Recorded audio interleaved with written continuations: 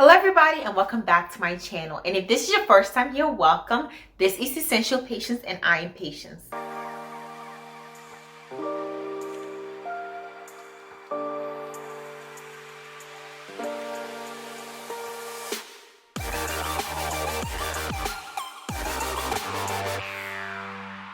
And in today's video, we are doing a financial autopsy. Autopsy is something we do when somebody is dead and you want to figure out what is going on with them in terms of what led to their cause of death, their health status. A lot of times it's used during when somebody suspiciously dies and they're just trying to figure out different things, and sometimes just for medical research. Today we are doing our own financial autopsy, the reason why people are living paycheck to paycheck. So I consider when you live in paycheck to paycheck to be a situation where your finances are not good, they're in dire need of help before it's practically dead. Just how to resurrect it. We're doing a checkup on what are the different things that are going on. So I'm going to give 10 examples of things that could be going on as to the reason why you're living paycheck to paycheck beyond just not having enough money. Finding out what can we do beyond earning more, because sometimes you think if you just earn more and earn more, you're gonna be in a better financial situation, but that's not always the truth for everybody. So let's just get into this 10-step autopsy, and remember to like this video and subscribe to this channel if you haven't already. But let's get straight into them. Number one is not budgeting. So if you're not budgeting, your finances probably just on life support because you can't manage what you don't measure. And I've not seen a lot of people who make the average or even above average income who have great financial situations and they don't budget at all, like in any capacity. You need a budget, you need a structure. What does your income look like? When your money just deposited into your account, where is that money going?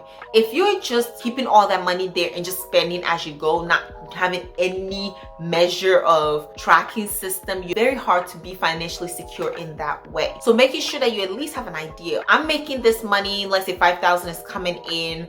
I'm putting 2,000 towards my rent and housing and utilities and this and this and that. I am putting 500 towards my car and insurance, and I'm putting another 500 towards groceries and other supplies, miscellaneous around the house, maybe 1,000 towards savings, whatever that looks like for you. I'm just giving examples here. Taking that money, budgeting it, giving each dollar, each cent a purpose to fulfill in your life. And you will see that once you make a budget and you start following that budget, your life would have so much more direction. I made a budget, my first budget, when I had my first job. Even before I got my first paycheck, because I think we had to wait like a month to get our first paycheck, I had already budgeted everything. That money lasted me like a year because I stretched this so much. Number two is that if you make that budget and you just see that you're not making enough income and your expenses are just way too high for your income, you probably need to get a second job or get a new job, upping your income. So it's either working more, getting more overtime if your job offers it, or getting a second job that can fit well into your schedule. Or maybe you just have to do a little bit of sacrificing with that and may not fit perfectly into your schedule, but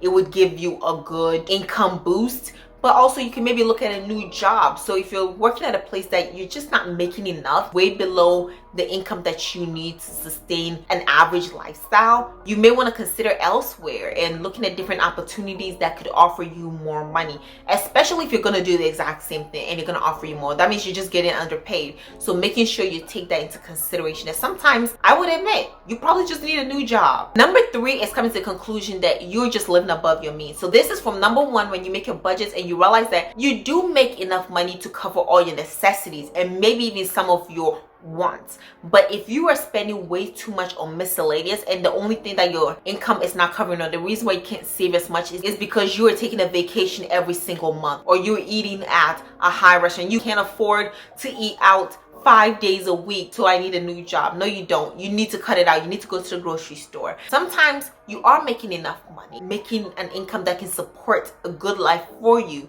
You won't be able to do everything you want to do, but all your necessities are covered. That probably just means that you need to take some things out of your budget. You're just living above your means. Maybe you're living in luxury apartments, but you need to downsize to just a nicer apartment instead of trying to live this really high life and struggling with your rent. So you have to ask yourself, is it that I can't afford my car now because my job isn't paying me enough, or is it because I just bought a car that was just way too much car? It's just too expensive and I should have probably just gotten a different brand of car. If you're living above your means, you need to reduce it. Step 4 in this financial autopsy is asking ourselves, have we allowed lifestyle creeps to happen in our lives? So maybe you got a raise and then all of a sudden you felt like, I need to get a new car, better apartment, because now I'm making more money.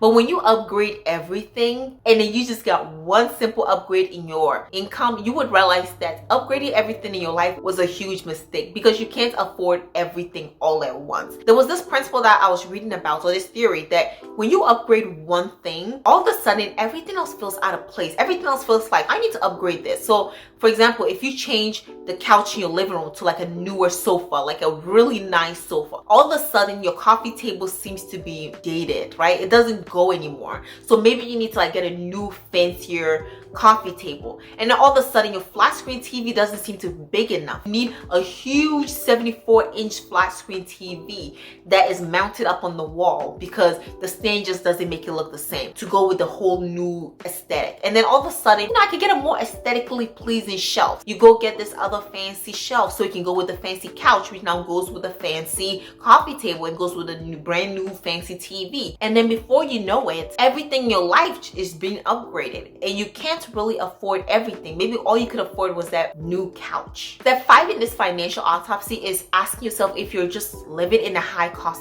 area. Sometimes, especially nowadays with remote work, there are places that you don't have to live. And I say this on behalf of Texas. I think a lot of people in Texas are like, don't move to Texas because it's happening so much. But I see people relocating because they realize that living in Texas is not dirt cheap, but it's more affordable than say living in California, in LA side, or San Francisco, San Jose. So sometimes you just may want to relocate. I would suggest a different side of the United States, other states. Yeah, go there. So if you're working a job that maybe if you made that exact same salary somewhere else, you would live a good life, but you just live in a place that's so high cost and your skills over there don't make that difference, you may want to consider that maybe this is not the time I live here. Maybe you will need to relocate. Maybe you need, again, a second job, going back to number 2. All in all, you need to ask yourself, I might just live in a high cost area. Like, this is a good salary if I lived anywhere else. The number 6 step in this financial autopsy is asking yourself if you're paying off debt. Being debt free in general is one of the best stages of finance. Like, once you reach a point where you have no debt, I can't say that for myself now, but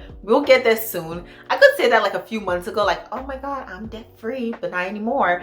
But now it's just a goal that I know that once I reach there, my entire soul will just feel lighter. Being able to say you are debt free is huge, especially in the United States. That makes you a part of a very small minority, but it is very possible. It's very possible not to have a huge student loan debt, or to have a lot of credit card debt, auto loan debt, mortgage debt. Living your life in a way where you're not borrowing more than you can take, or even borrowing at all, is a really good thing. And I think we should really encourage that more. Credit cards are good. I think I made a few videos on credit cards and they're not evil in my opinion, but I think that if you are living off credit cards, you have a huge credit card payment, your APR is like 25% and you're not paying it off, you are doing yourself a disservice. So ask yourself in your financial life, what debts do I have and am I paying them off? How aggressively are you paying it off? And a good way to pay off debt is to use the debt snowball, which basically means that you're paying off debt smallest to largest regardless of interest. And as an engineer and a person who took so many math classes, I know that interest is a huge thing to think, why don't I just pay off the debt with the highest interest? And that makes sense mathematically, but remember that money and financial steps in general are more behavioral than logical thinking. Because if that was the case, a lot of us would not get into a lot of debt that we get into. Instead, we get on it based on feelings. Like, I feel like this is my car. I feel like this is the house that I'm supposed to live in, right? This is the degree. I have to go to American University and pay $80,000 a year using student loan debts because this is my dream school. It's a lot of emotions, not a lot of math. So when you're trying to pay off debt, you should probably put the math away again and go on it based on behavior. And research shows that people who use the debt snowball method to pay off debt are more likely to succeed and quicker succeed than people who are doing it based on interest rates. So you may save a few dollars and even maybe hundreds or thousands of dollars using the interest rate method, but are you likely to succeed? No. But if you do, you're gonna save a lot of money. So that's the trade-off. Ask yourself, do I just want to improve my chances of succeeding or save myself a couple of dollars? Number 7 7 is asking yourself if the reason why your budget is maybe being spread thin or things are just coming out of nowhere is because you are paying the stupid taxes. And this is I did a whole video on this, by the way, stupid taxes. That includes like late fees, forgetting things, breaking things, all these things that sometimes you don't budget for because you're hoping not to be stupid, but because of behavioral issues and because of emotions, being run on emotions, be reactive, you end up paying these stupid taxes. Speeding down the road, getting pulled over by the police, or getting a ticket on the traffic light. All these things we do, and then you pay the stupid tax, which I'm guessing you're not budgeting $1,000 tickets for speeding in a school zone. Making sure that you are not paying those stupid taxes and you're saving money on those, because a lot of people go through life paying all these stupid taxes, paying late fees on their rent, on their car notes, overdraft fees, all these fees, and then of course the humongous interest rates on credit card debt because they were not using a credit card as like a debit card. When you are able to not get into those and you're abstaining from that, then your budget becomes better because you don't have to all of a sudden create space because you need to pay off a ticket. Step number 8 in this financial autopsy is asking ourselves, are we over participating in consumerism and excess materialism? There was a new study that came out that a lot of Gen Zs and even millennials who are living at home to save money are not actually saving that much money, because instead of putting that money towards savings, maybe retirement, maybe getting out of student loan debt, a lot of people are just funneling it towards designer goods. In fact, whilst a lot of different sectors of our economy has been down, the luxury boom has been astronomical, and this has been fueled by none other than social media, TikToks. Plastic surgeons are not starving, okay? People selling designer and luxury goods are not starving because people are still putting money. Even in a recession, it's booming because people are ready to buy, to compete secretly with their friends, to compete with people on the internet that they don't know anything about, to create this life for themselves that they could otherwise never afford. So make sure that if you're living with your parents, you are putting your money towards where it should be going, and that's savings and making bigger financial goals that go beyond stunting on the internet. All these things are gonna go out of style sooner or later. Most of them do. You're gonna look back and then regret it. But with this autopsy, I'm hoping that you would look at that in your life and make different decisions so you would not be one of those people regretting it. Step number 9 in this financial autopsy is asking, how much are you prioritizing and thinking about your finances? There are a lot of people who just don't think about finances. Like, I wish I could be one of those people. Actually, I don't. If I was rich enough to be, maybe I would have that luxury to not have to think about finances. But there are people who just go to the grocery store and buy things because that's what they want. They don't budget their groceries, or they step out and they see a bag they like, clothes that they like, shoes that they like, and they buy it. They don't think about their finances. They live in an apartment because they want to. They buy this car because that's what just is in your heart to do. Well, a lot of us don't have that luxury. We don't have that luxury because we don't make unlimited amounts of money where we can stomach a lot of these costs. So because of that, ask yourself, do I have the luxury not to think about finances? And if that answer is no, as difficult as it may be, as challenging as it may first be to think and to go over it, because sometimes we've not thought about finances for so long, and you finally sit down, you're writing down all the debts that you have, you're writing down your expenses, you're writing down the financial goals that you have, it can be overwhelming. I'm not gonna minimize it.